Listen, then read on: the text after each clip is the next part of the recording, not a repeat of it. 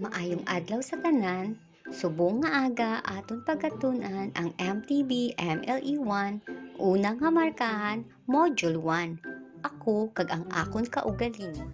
Ang module nga ini ginhimo bilang sabat sa imo kinahanglanon. Katuyuan sini nga mabuligan ka sa imo pagtuon samtang wala ka sa sulod-hulot klasihan. Ginalauman man nga mahatagan ka sang mabungahon nga oportunidad sa pagtuon.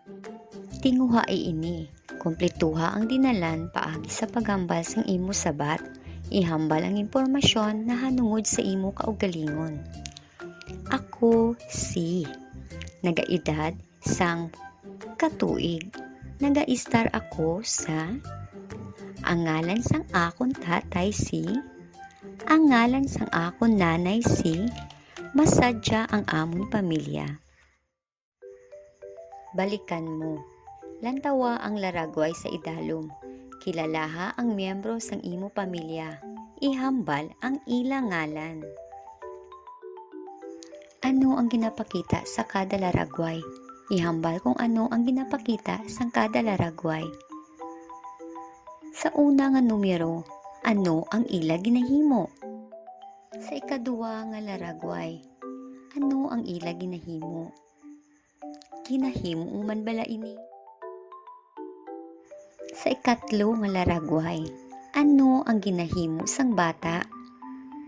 Ginahimo man bala ini? Sa ikaapat nga laragway, ano ang iya ginahimo? Sa ikalima nga laragway, ano ang ginapakita? Usisaa ini, napaambit mo bala sing husto ang nahanungod sa imo kaugalingon o kung inagihan? Ano ang nabatsyatgan samtang ginahimo mo ini? Paano mo ginapakita o kung ginapaambit ang imo kaugalingon kag inagihan? Tandai ini, sa pag-istorya na hanungod sa imo kaugalingon kag inagihan, kinahanglan nga mangintampat kag hugot sa tagipusoon sa pagpabutyag sini. Sa pagpabutyag sang kaugalingon kag mga inagihan, kinahanglan mangin matuod kag maalam sa pagpili sing husto nga tinaga nga nagalaragway para maganyat gid ang interes sang nagapamati sa imo istorya. Dapat man ihambal ang mga importante nga impormasyon pareho sa ngalan, edad, puloy-an, ngalan sang ginikanan kag iban pa. Kumpletuha ang impormasyon na hanungod sa kaugalingon. Ako si nagaedad sang katuig. Adlaw-adlaw ako nagatuon. Kinaobra ko ang akon mga hilikoton, agud madamo ako sang matun-an. Ano ang ginaobra sang imo pamilya?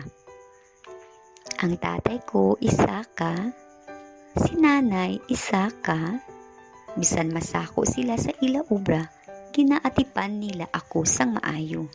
Gani, sa sulod sang balay, sila akon ginabuligan paagi sa kag hilikoton to.